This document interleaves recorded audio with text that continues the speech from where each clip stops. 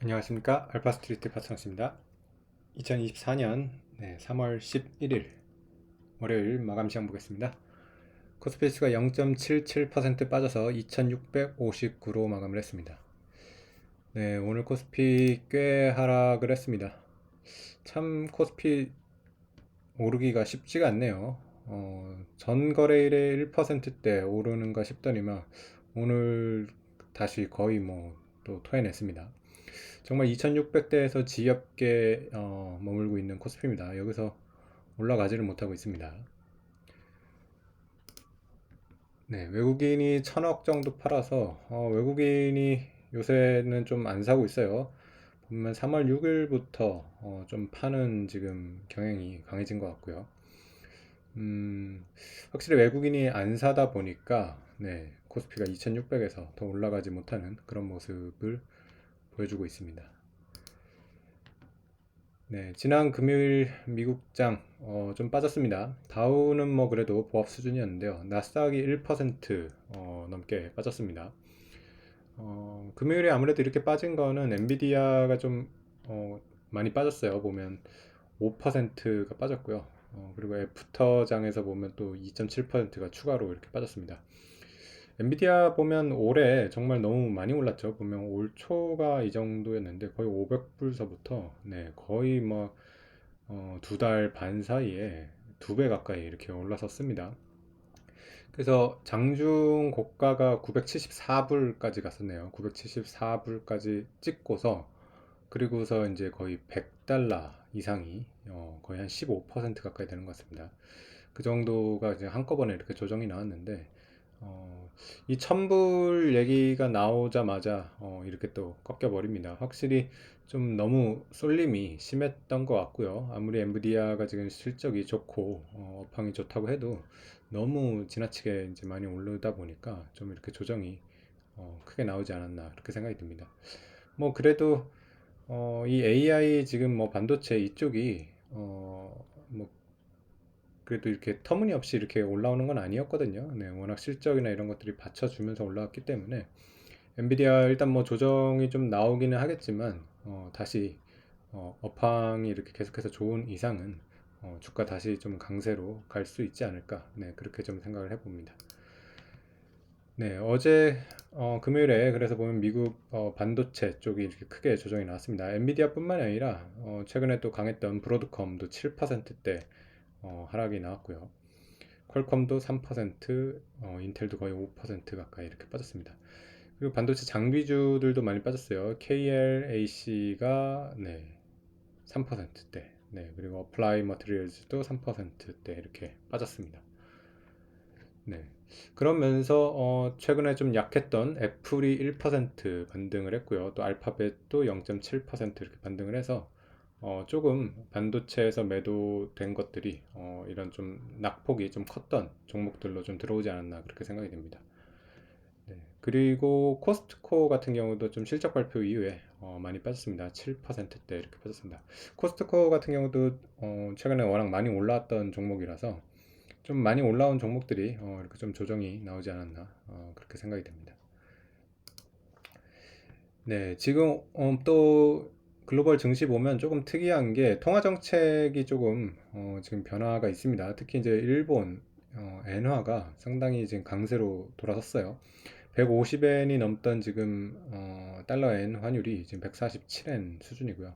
장중 146엔까지 이렇게 갔었는데 엔화 강세가 상당히 좀 진행이 됐죠. 그러다 보니까 니케이가 오늘 좀 조정이 많이 나왔습니다. 2%대 조정이 나왔고요.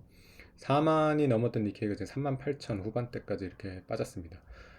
일본 같은 경우는 아무래도 지금 통화 정책 정상화를 조금 생각을 하고 있는 것 같아요. 지금 일본이 금리가 마이너스 0.1%인데 금리 정상화, 뭐 정상화라고 해봤자 뭐 제로 금리 뭐 이 정도일 것 같은데 그래도 어쨌든 일본이 지금 초완화적인 이런 통화 정책에서 조금이라도 이제 수정을 한다는 거가 상당히 의미가 있을 것 같고요.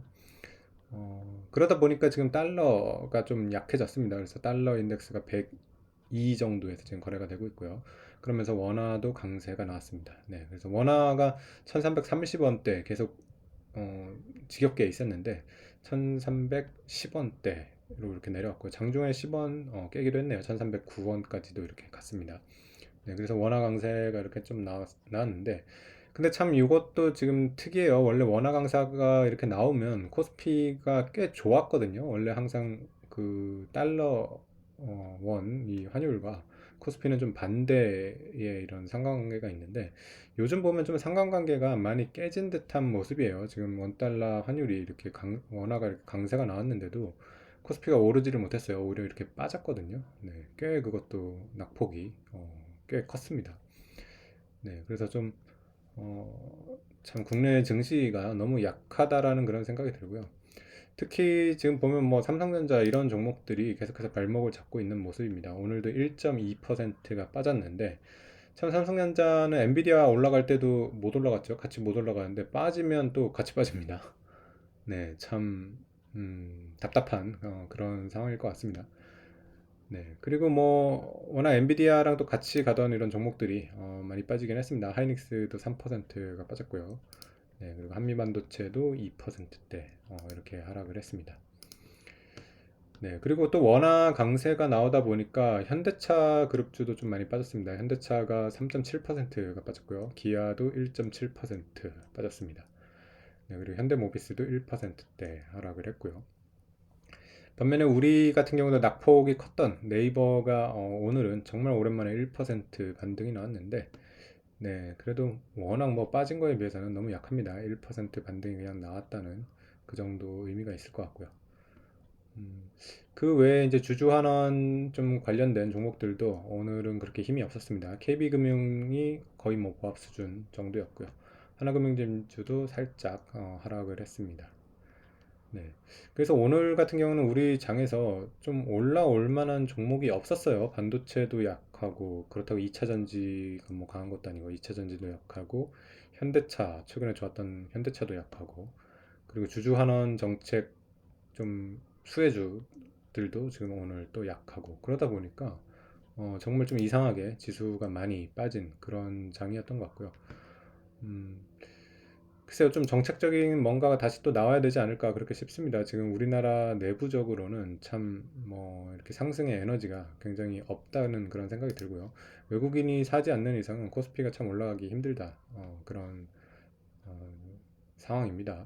네, 그래서 원달러 환율이 좀 이렇게 좋아지는 그런 상황이라서 사실은 달러 약세가 된다 그러면 이머징 이제 주식에는 굉장히 좋은 그런 호재가 되는데, 우리나라가 또 이런 지금 호재를 또 제대로 지금 못 받는 거 아닌가. 네, 그런 지금 또 우려도 있습니다.